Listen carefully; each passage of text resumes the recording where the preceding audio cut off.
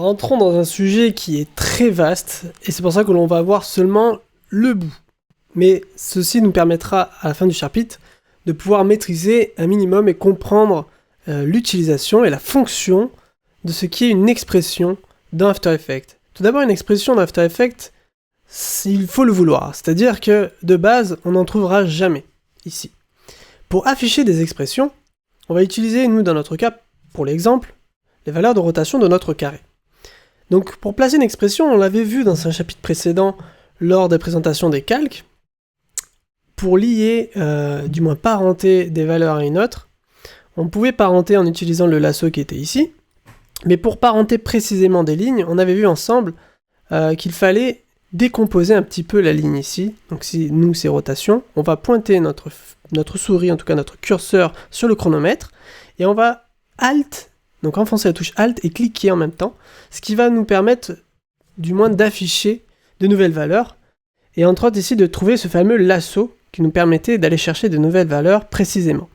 Mais en faisant ça, ici vous vous rendez compte qu'on affiche des expressions. Les expressions, on va les repérer, lorsque l'on ferme ici, on va les repérer par leur valeur en rouge. Donc ici ma rotation est devenue une expression puisqu'elle est en rouge, donc si je développe maintenant, je vais pouvoir voir en effet expression de point rotation. Je peux activer ou désactiver mon expression. Donc lorsque je désactive, ça redevient bleu. Ici je peux afficher mon expression dans le graphique, donc là j'ai cliqué pour activer ça, et si je me mets dans le graphique, je vais pouvoir voir mon expression. On voit ici une ligne qui est plate, si je pointe ma souris, ça m'indique bien que cette ligne correspond à mon expression, mais comme elle n'a pas de valeur, la ligne évidemment n'est pas définie. Donc je peux évidemment, comme on l'a vu, aller chercher une valeur, donc ça c'est le parenté, et juste à côté une petite flèche qui nous permet ici de directement aller chercher des combinaisons d'expressions déjà disponibles, donc c'est un peu la bibliothèque d'After Effects pour gagner du temps. On verra quelques-uns des options ici très couramment utilisées, et juste à droite on va avoir du texte, donc si je clique, on va avoir un espace pour écrire, donc je peux augmenter cet espace, hop, en agrandissant ce qui se passe en dessous, nous voilà avec juste, et à chaque fois, la valeur d'origine, donc ici cette valeur écrite m'indique que je suis dans transformer, donc tout est écrit dans les expressions en anglais, hein. Il n'y a pas d'écriture ou de mots ou de références en français, tout est en anglais, donc là ça nous indique simplement là où on est, c'est-à-dire rien du tout, soit la rotation, donc on est dans transformer sur la valeur rotation. C'est ce qui est indiqué ici en format expression, donc en anglais. On va pouvoir faire différentes choses, donc ici pour le cas de l'expression classique, dans son utilisation la plus classique qui soit, je vais dupliquer mon carré, je vais juste changer la couleur de mon carré pour bien différencier, hop, je vais mettre un carré blanc à droite, et je vais afficher les rotations de, hop, des deux. Je ne mets pas sur mon carré blanc d'expression, je n'ai seulement l'expression que sur mon carré violet. Et ce que je vais faire, c'est que je vais lier ici, avec le lasso, hop, je vais lier sur la rotation du carré blanc, vous voyez, donc ça on l'avait fait dans le chapitre précédent, et ceci, lorsque je le lâche, on n'avait pas regardé, mais là on va pouvoir voir qu'en effet, lui il a recomposé et réécrit un petit peu l'expression, donc en gros ce qu'il nous dit, c'est dans cette composition, le calque, donc qui s'appelle carré blanc, je vais aller dans les transformations sur sa rotation. Ce qui se passe, c'est qu'en gros, ils vont se partager les informations. C'est-à-dire que si je fais tourner la rotation de mon carré blanc seulement, il va se partager les informations avec le carré qui est violet. Simplement parce qu'il fait un lien direct sur sa valeur. Donc ça, c'est une expression qui est basique, et c'est une expression et une façon de faire qui nous évite justement d'écrire soi-même. On va directement aller lier bêtement une info à l'autre. Et ceci donc permet la plupart du temps de gagner du temps, car les expressions s'utilisent souvent dans ce cas-là. Les expressions s'utilisent souvent dans le besoin justement d'éviter des manipulations répétitives. Là, dans mon cas, j'aurais dû dupliquer des images clés. Mais les expressions vont avoir aussi une toute autre utilisation, c'est-à-dire qu'on va pouvoir aller dans différents types d'animations et paramétrer et générer directement des mouvements ou des calculs que l'on ne pourrait pas faire avec de simples images clés ou de simples valeurs disponibles. Donc on va avoir différents types d'expressions très classiques et très basiques. Je vais enlever mon carré blanc et je vais laisser que mon carré classique. Donc là je suis toujours sur ma rotation, donc vous voyez que je peux annuler, comme on l'a vu, une expression en recliquant sur le chronomètre, toujours en enfonçant Alt enfoncé. Donc ceci me permet d'ajouter, de désactiver l'expression. Donc ici, j'ai les textes de base que je vais enlever. Ce qui se passe, c'est que tout ce qui est dit dans cette zone de texte va prendre le pas sur ce qu'il y a dans les valeurs d'origine ici. Donc, tout ce qui est écrit là va être traduit. Moi, je peux dire par exemple 180.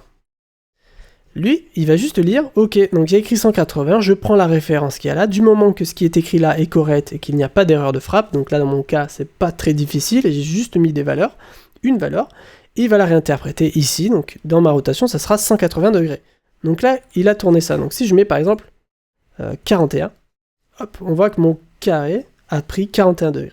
On peut aller un peu plus loin, 50 plus 23 plus 9, et ça me donne 82.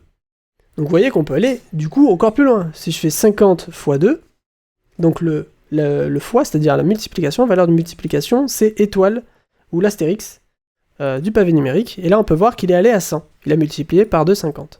Donc là on est sur du calcul basique. Évidemment l'idée n'est pas d'aller sur ça. L'idée est d'aller un petit peu plus loin. On a maintenant le moyen de pouvoir multiplier constamment et chaque seconde une valeur. C'est-à-dire, pour faire ça, on va aller chercher une valeur. Donc ça sera time multiplié par exemple, 25. Donc ça, qu'est-ce que je viens de lui dire? Je lui demande de multiplier toutes les secondes 25. Donc c'est-à-dire, toutes les secondes, il va rajouter 25 degrés. Donc de 0 à 1 seconde, il va évoluer comme si j'avais mis une image clé à 0, et à 1 seconde, j'avais mis une image clé à 25 degrés, et à 2, je multiplie, à 3, je multiplie. Donc si je laisse ça, on va voir que si je me place à 1 seconde, je suis à 25 degrés. Si je me place à 2 secondes, automatiquement, il a doublé. Donc, juste avec une valeur, je fais tourner à une cadence.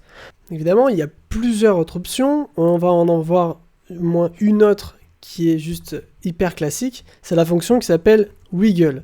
Donc là, le wiggle, je l'ai écrit dans la rotation, mais je vais le mettre plus dans les positions pour que ce soit assez visuel. Donc, je déverrouille mes expressions et je l'ajoute sur les positions. Donc, j'appuie sur P toujours pour afficher la valeur qui m'intéresse. Donc la P, c'est position. Donc ici, je vais remplacer et écrire wiggle, donc wiggle qui s'écrit avec 2G, et le wiggle a deux valeurs. La première valeur, ça sera l'intensité, la fréquence, du moins la vitesse, la fréquence. Donc on peut mettre une fréquence de 5, par exemple, et ici on aura l'intensité, l'échelle, on va dire. Donc je peux mettre ça sur 100. Et on ferme la parenthèse. Donc les valeurs s'écrivent dans une parenthèse, et s'il y en a plusieurs, elles se séparent avec une virgule. Donc le wiggle s'écrit comme ça. Le wiggle, en fait, ça sera un paramètre de tremblement. Donc là, on va le voir. Si je mets play tout seul, il va faire lui-même un tremblement. Donc je peux changer les valeurs. Je peux dire d'aller plus rapidement. Donc là, il va aller vraiment plus rapidement. Je peux changer l'intensité de l'espace. Je peux dire sur 500. Donc là, il va aller encore plus loin, encore plus large. Ou l'inverse, 50. Et je vais lui dire 2. Donc il va être moins rapide et moins fort. Donc voilà un moyen de faire des variations. Donc là c'est sur la position, on peut faire ça sur l'opacité. Donc là je viens d'afficher l'opacité avec T comme transparence. Je remets une expression, donc je réécris un wiggle par exemple de 5 avec 100 en valeur, je ferme la parenthèse toujours, je lâche. Vous voyez que si vous faites une erreur d'expression, par exemple je mets une lettre au milieu, si je lâche, il va dire ok il y a un problème, il va essayer de vous donner à quelle ligne, donc là en l'occurrence on a une seule ligne. Et voilà, il va vous dire qu'il y a un problème. Donc évidemment, relisez bien vous et vous enlevez ce qui ne marche pas. Et on peut regarder, donc là sur l'opacité, il va y avoir un tremblement, du moins sur la valeur.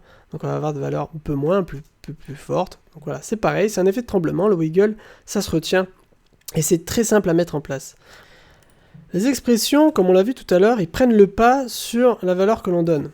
Admettons, là j'enlève mes expressions et je vais retourner sur ma rotation. C'était très bien pour visualiser. Donc là, je suis sur mes rotations. Admettons, je mets des images clés. Sur 5 secondes, je veux qu'il fasse 2 tours. Donc là, mon carré fait 2 tours.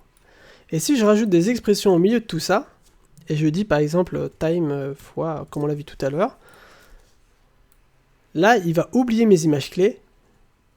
Vous voyez que j'ai beau faire ça, il ne se passera rien. Car tout simplement, l'expression va prendre le pas sur les images clés, s'il y en a. Donc pour faire au contraire la différence, pour lier ensemble, admettons, ici je veux ajouter. Par exemple, je veux ajouter au départ, je veux pas que mon carré soit dans cette position, je veux au contraire qu'il soit peut-être incliné à 45 degrés. Donc là, si je lui dis, ça va pas marcher, puisque les images clés ne sont toujours pas prises en compte. Et pour ça, il faut juste écrire un mot devant, c'est value, et là en espace avec un plus. Et si je lâche, ça va marcher. On va voir ici à la première image 45 degrés. Je pourrais mettre autre chose. Si je mets 85, vous voyez que ça va marcher. Donc là, si je laisse 45, on va avoir les images clés ensuite qui vont suivre tout simplement. Là, si je les espace, du coup, ça va prendre plus de temps. Donc voilà le moyen pour lier les deux. C'est-à-dire la valeur, donc au-dessus, plus ma valeur à moi. Donc je pourrais faire à côté, justement, même si je veux autre chose. Plus un wiggle avec une vitesse, avec une intensité. Ça fonctionne. Donc là, on a un wiggle. Donc l'intensité est très faible pour que ça soit visible. On voit qu'il essaie toujours d'aller dans mon sens avec mes images clés, mais qu'à la fois, dans un autre sens, il suit aussi ce qu'il y a à côté, donc la nouvelle valeur. Évidemment, on peut mettre beaucoup plus de lignes, on peut faire beaucoup plus de choses, et on peut même aller lier de nouveaux paramètres. Donc là, les expressions, on commence à rentrer un petit peu plus, mais il y a d'autres façons de faire encore. Donc voyons encore une nouvelle option, une option qui permet de looper, en fait, de mettre en boucle certaines images. Admettons, j'avais mon carré, je lui mets une première animation, je veux qu'il aille vers le bas, et je veux à la fois qu'il remonte un peu plus loin, mais un peu plus large. Voilà, admettons, j'ai cette animation, et je tenais à mettre en boucle tout ça, pour m'éviter de devoir sélectionner, recoller, etc. C'est pas quelque chose de très pratique, donc pour ça, les expressions vont nous aider. Donc je vais ici afficher les expressions et on va pouvoir aller chercher un peu dans la bibliothèque pour nous éviter d'écrire des lignes ou de retenir des choses juste impossibles. Déjà, comme vous pouvez le remarquer, la bibliothèque nous permet de pouvoir retrouver des choses très rapidement, de pouvoir faire des calculs rapides aussi avec les maths, et de pouvoir aussi retrouver directement le nom des layers, comment on peut les appeler, vu que nous on est en français. L'échelle, ça sera scale, la rotation, opacité, ça sera opacity. On peut retrouver un petit peu vite fait les appellations. Et nous, on va aller par exemple dans property, propriété, et on va pouvoir trouver ce qui s'appelle les loops.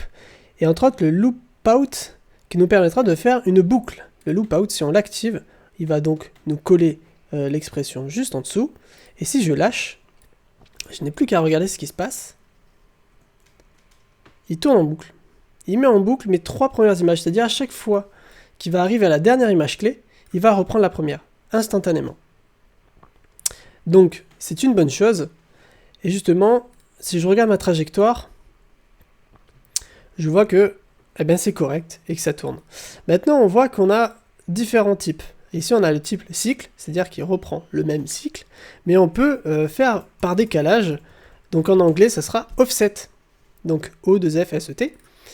Et ce qui se passe, c'est que là, hop, il continue et il reprend. Il prend de cette image, hop, il reprend comme s'il était là, et il continue. Donc là, on voit la trajectoire. J'aimerais pouvoir visualiser vraiment la trajectoire qu'il fait, et pour ça, on va pouvoir activer directement la post-expression. Donc ici, pour le voir aussi dans l'éditeur de graphique, si j'active ça, on va pouvoir voir exactement ce qui se passe, donc le graphique que propose l'expression maintenant. Si on l'active, on va pouvoir voir donc sa trajectoire, la nouvelle trajectoire de l'expression. On peut directement modifier ce qui se passe aussi, c'est-à-dire si je vais sur l'image clé qui est là, si je mets à jour, il mettra à jour derrière, évidemment, puisqu'il met en boucle. Donc là, je fais, hop, une nouvelle vague. Il faut savoir que les expressions, là, on vient de voir juste le bout de l'iceberg, mais on peut faire énormément de choses. Et pour ça, il n'y a rien de mieux que de faire des ateliers pratiques et de rentrer vraiment dans des formations complètes ou de voir d'autres artistes proposer des idées. Donc pour ça, déjà, il faut savoir que sur l'aide d'Adobe, on a déjà pas mal d'explications pour rentrer un peu plus en profondeur. On peut revoir déjà des bases que l'on a vues ici, voir comment on calcule, et faire d'autres petits exemples assez sympas.